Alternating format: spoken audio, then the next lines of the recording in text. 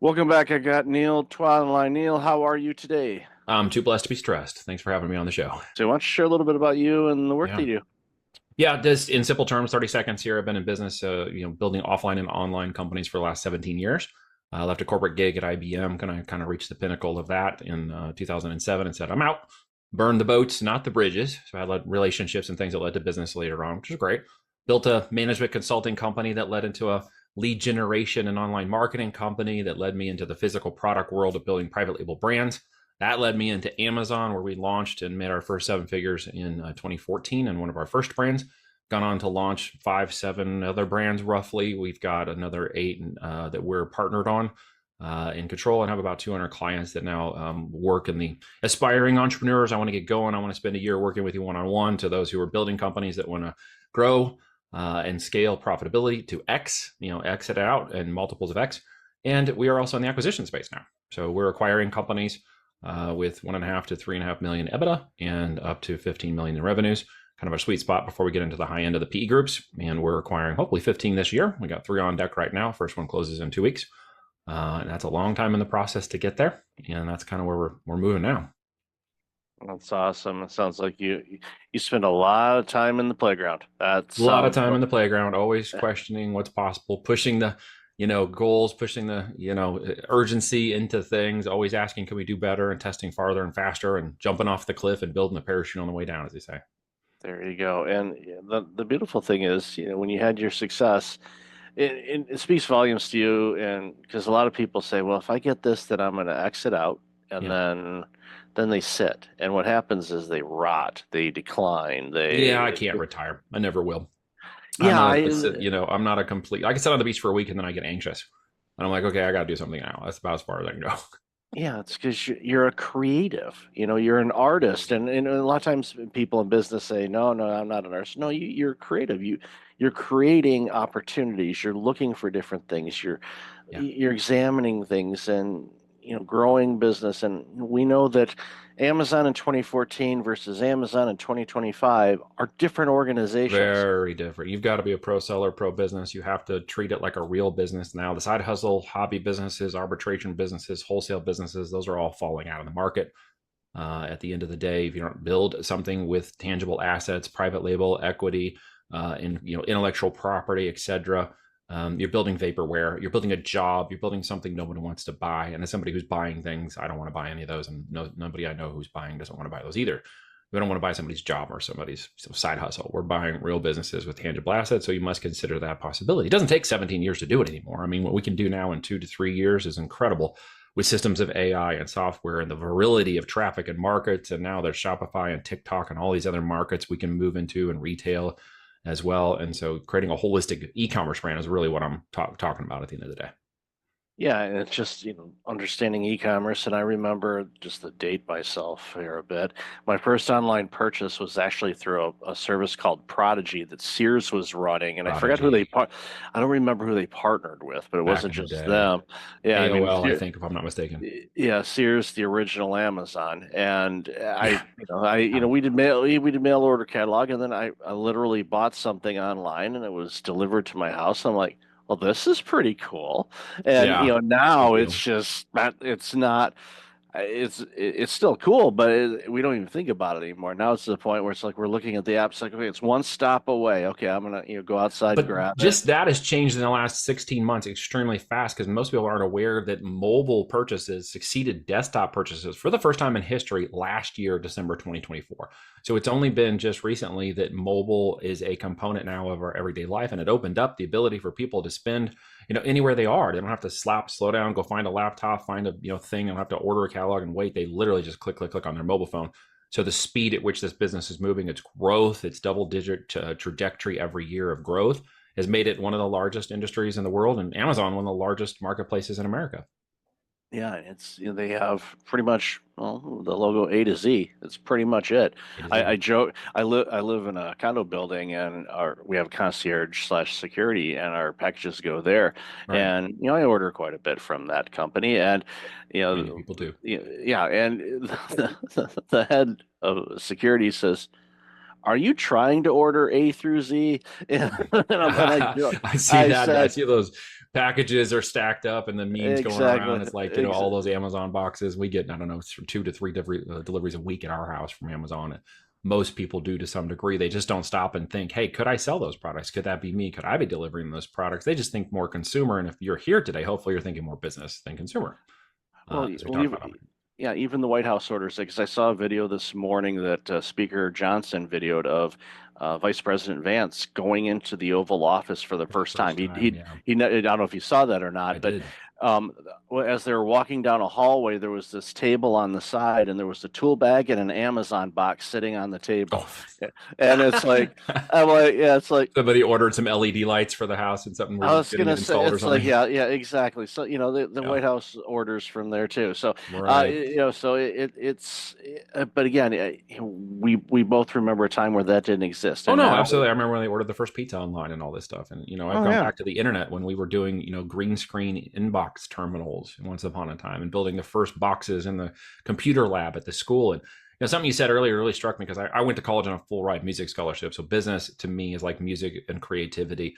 It's like Chopin or listening to Miles Davis and jazz. It has creativity and fluctuations. There's not really hard and fast rules. There's guidelines. There's if you've got creativity in your nature and you enjoy technology to some degree and you don't mind working on computers, then e-commerce for you could be an amazing opportunity. It yeah, took me out of that whole world and refocused and changed the way I thought about business and business online. And as I watched it grow, I just kept thinking, I got to get a piece of this somehow, somewhere, someday. But it was so soon in my walk that nobody was teaching it. No academia, no credits, no nothing. You had to literally do it yourself or go to the corporations that were spending money. And so I ended up in the corporate world, into Sprint and doing programming first, teaching myself how to program. mhm, And then when I got good enough at it, we jumped into a full-time corporate gig when they launched the PCS division and was on some of the first mobile phone launches, when the mobile phones came out. And that was a fascinating time. I got badged as a like 5,000th badge in the new division, and there was 80,000 employees when I left 5 years later, which sent me to IBM. That was the next pinnacle, and I got in there and was working in IBM for almost 5 years on technology, AI, systems, knowledge management, mobile, and all kinds of other stuff. And I kind of reached that pinnacle in 2007. I was like, now what? mhm. Like this is evolving. I want to keep going, and I don't want to keep going in the corporate world. And that's when I decided to pivot out and fire the man and keep going. And I'm really glad I did. Oh yeah, yeah, because and even in corporate, even if you have a forward-thinking organization, there are still these plateaus or There are ceilings or whatever you want to 100%. call them that are like, we're not quite ready for that, and They're that not going to let the entrepreneurial creativity spirit that you might have in you or that desire is not going to be nurtured. It's going to be squashed. It was for me. It is for most people. yeah, It is meant to create that, it's a business. I get it. They got metrics, they got profit and revenue. They've got to keep the operations going. And not everybody's cut out to be an entrepreneur at the end of the day. There are high risk, high reward opportunities for that. And a lot of people are concerned about that. Maybe we can unpack that for a minute here. But there's always high risk, high reward in the business. You could be fired. You could go. You could have a great career and never be fired. You could run a really great W-2 career for 20, 30 years. It's fine.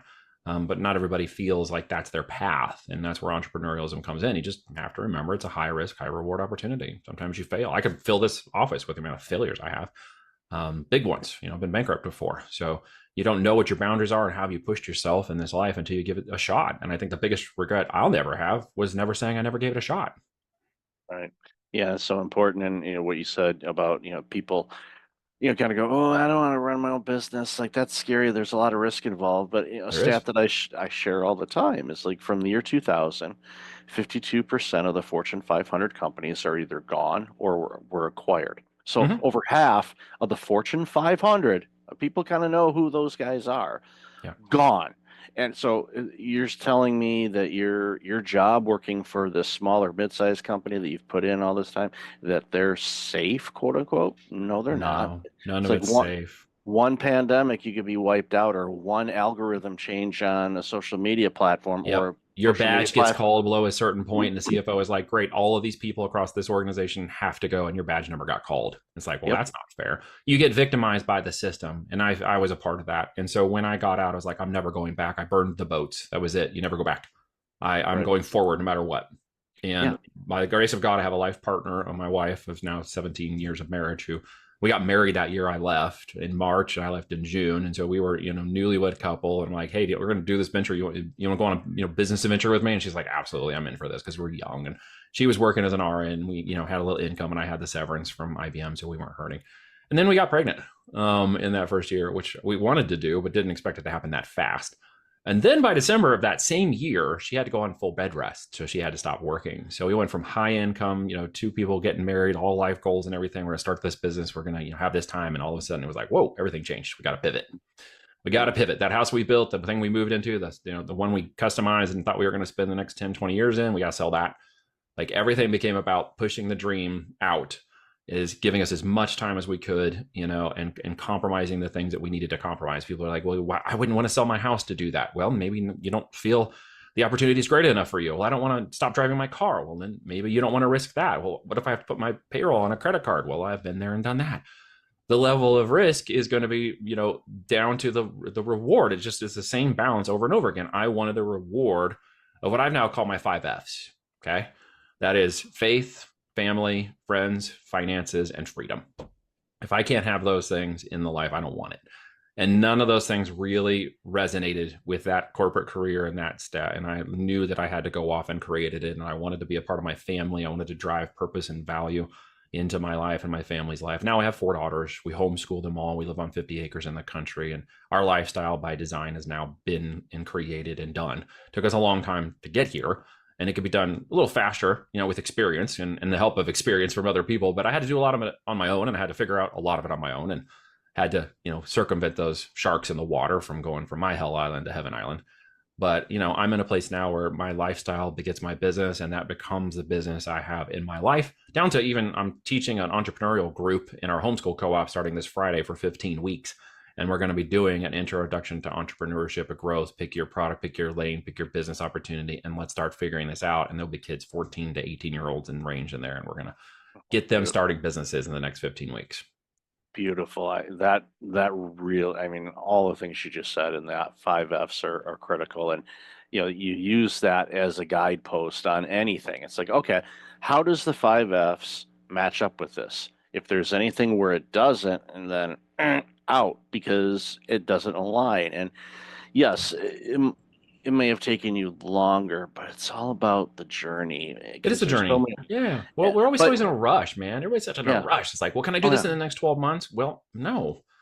Well, what happens in the next 12? You're going to keep doing it. You're going to keep going. Yeah. Perseverance and tenacity are just part of the game, right? Yeah. 3 to 5 months, 3 to 5 minutes can happen in 3 to 5 minutes. There's a lot of hopium, a lot of fake scarcity, a lot of this, lottery mindset mentality. I refer to it as kicking over in our culture out of desperation. Yeah. And in many ways, I get it. I mean, when I, got over leveraged in a business and went too far down the line and ended up having to declare a business bankruptcy, I've got the screenshot that shows the $267 I had in my bank account. I still keep it there to humble myself and what we have and where we're going now and the kinds of things we're doing. And I don't take it lightly. I have a huge responsibility of stewardship and presentation over that. And I'm not going to compromise that just to gain a few dollars.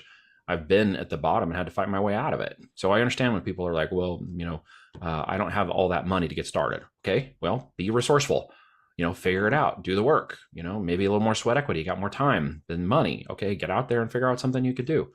Put some equity into it. Well, I don't know if it's going to work. Well, if there's a guarantee it's going to work, everybody be doing it. So first you got to get out there and start walking the freaking process. Well, what am I going to do when it's successful? There's always that fear of success that kicks in too. And a lot of times that one's unrecognized.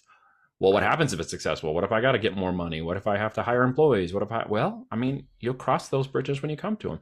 The what if scenario for aspiring entrepreneurs who want to get going, they can build a list 15 miles long, and you have to kick that to the curb because guys like I I'm not going to take and have any patience with that thought process. You're going to have to go off on your own and do a little walkabout and get that figured out and come back to the table with a much stronger mindset. Absolutely. And, the question I always ask people is like, okay, how bad do you want it? Because really not as bad as they should want it. Yeah, because if they're asking, well, what about, and it's all fear-based or victim-based. All fear and scarcity-based, limiting mindset. Yeah. Yep. Limiting belief systems. Yeah. And I get it, dude. I grew up in a house where money, I jokingly say money in our house was a 4-letter word. Dad worked, man, 30, 40, 50 hours a week. He was a hard guy. He didn't graduate school, but went in and did a couple of tours in Vietnam. He was a Navy veteran. He was, suck it up, buttercup. We got into the cars, we changed our oil, we did everything ourselves, as we had the time and the skill set and the energy. So we learned, but we couldn't complain. And we certainly couldn't talk about money, although we had the things we needed. And there was food and I got clothes. Anything I wanted, I had to go figure out. So by the time I was 12, I'm out hustling in the lawns to make extra money so that I could even borrow his truck to go do things to pay for the gas. That was just part of the requirement. And didn't get my own car, of course, because we couldn't afford that. And so I just really learned the value of hard work and perseverance and dedication and tenacity. What I didn't understand was the time that I was trading for that money could be worth a lot more when I changed my mindset and perceived differently. And I actually had an uncle, and it turns out this was kind of a rich dad, poor dad scenario. I didn't understand that till much later on when I read the book. But my uncle was an entrepreneur, was a go-getter, was a guy who thought very differently. He started a boat company in San Diego and got to go down there and see his operation and talk to him and just started picking his brain and, asked him if I could call him more if I had questions. And for the better part of a decade, he was my mentor. He died in an ultralight aircraft accident in 2005. And that was one of the catalysts for my move out of IBM in 2007. It took me 2 more years to kind of refocus my brain and understand that this had to happen. But he had always encouraged me to get my own thing going. One way or another, buy a franchise, do something. He's like, you got to do something. Introduced me to a lot of wonderful people and really expanded my mind into the abundance thinking that I had been locked out of because I simply didn't have access to it. Yeah, and going back to what you said a few moments ago, which I really want to commend you on, is the workshop that you're going to be doing with 14 to 18-year-olds, teaching them how to be an entrepreneur. That is so lacking. We think about it because Yeah, the small business is the heart of our country, it is. and people, I don't. I vaguely remember some things in school, in high school anyway. I went to business college, so I was Mm. taught business, so that you got it there. But teaching, that age where they're still able to learn and retain things a lot easier, sparks ideas because they always It does. ask what you want to do when you grow up, and you're like 14, and you're like, it It's going to sounds good. change, right? It's Yeah. going to pivot. It's okay. Oh, yeah. Like I'm not Yeah. running a lawn business Yeah. anymore. Yeah. I ran for a while a game server company called Killer Game Servers, and I had to handle zero density. And before Twitch and YouTube and all this stuff was cool, I was out running the gaming forums and tournaments, raising up a business and getting people to subscribe to a $24.95 a month service where we could do like a Zoom style call without the just audio only. So while they were Mhm. playing the games, they could multi-channel conversation, and it was really cool. And I was setting up thousands of people playing these games, just leading the game board and telling everybody that I was from killergameservers.com. And they went and checked it out. And I raised up, 10,000 people into that service and had 20 game servers running out of Texas. So there's so many ways to make money that I think people acquiesce the idea that it could happen for them when the bar is so low now. I mean, we didn't have the technology. When I was running mobile campaigns in 2008, 9, and 10, we had barely any interfaces to run the campaigns. Just the systems were not there. They were coming online. Companies were putting on, the advertising campaign dashboards and stuff, and we were running them on spreadsheets. So we didn't even have the campaign dashboards yet. It wasn't until like 2009, 2010 that the dashboards were actually coming online and we could actually start seeing it digitally and track it digitally, which was a game changer, of course, as well. You have all that in front of you right now. And see, Mhm. people just because there's so many things, I don't think they know what to do. And so I would encourage anybody who's thinking about the long term, which in my world is 3 to 5 years, by the way, Mhm. Yep. for a business to growth trajectory, scale, and exit. Okay, it can happen in 3 to 5 years, and it can happen at large scale. Okay, because the internet, the virality, the traffic. I mean, Amazon does over 8,000 units a minute. Okay, the first $1 million sales hour just happened last July, 2024 on TikTok. And that took like 30 years for QVC to have the first $1 million hour. So this is moving at lightning and breakneck speed. If you have a product, a narrative, and a service, and you can get in front of people, you can make a lot of money today selling physical products and branding products. Owning the IP and the intellectual property creates the assets necessary for someone like me to look at that company and say, okay, I'm willing to pay this much for that company. I'm willing to see the value of that company for the last 12 months. And I see where we can change it and modify it and enhance it and grow it through our connection so that in 2 or 3 years, we can raise it up to another exit. And by the way, here's your check, here's your offer, here's your opportunity. Let's go do it together. But you've got to build that asset or no one wants to buy it. And that's where physical products are great because you've got both the digital aspect of the digital real estate of Amazon and Mhm. you have YouTube and Shopify and TikTok shops and all these other places. And it's a physical product. So I'm taking inventory that is put, capital into fiat capital into a physical inventory that's worth 10 times what we paid for it. And so I like that model because I'm a little old school in that way, and I don't have a purely digital model because I can appreciate the idea of physical, inventory, and I really appreciate when people get it in their hands and they love it and they want to tell us how much they love that because that kind of completes the whole circle, if you know what I mean. Really feels like a really great value, a physical value that they love and talk about and tell other people about those products, right? And we sell everything you can imagine, dude. Yeah. All kinds of different products. Well, that's the thing. It's like, there's that, tangible thing, and you get the feedback from it, and you go, even the other day, I bought a sleep mask, 'cause Yeah. Okay.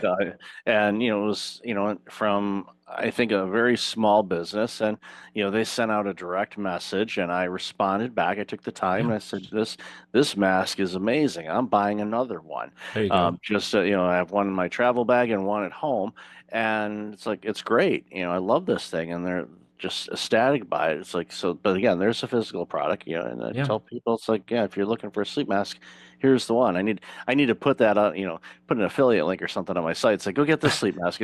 It's good. Yeah, but I have, Recommendations and referrals are always great when it comes to that product base. People will trust that. That's why the affiliate side of marketing has grown so fast, so big lately, especially with yeah. places like TikTok and stuff, is because people are, Oh yeah. reviewing these products and giving you lots of insight into how they work and what they do. And I met a lady just yesterday whose son is making great money at 13 affiliating products on TikTok Shop. Now he's too young to do it personally, and they don't want his face on there. So he actually makes videos where he doesn't even show his face.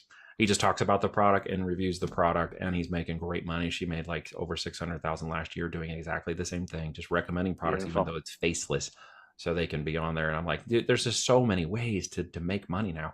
I Yeah. personally like the physical product space. So if you're, if somebody's interested in that, that's, what the heck do I actually sell is their first question most people have.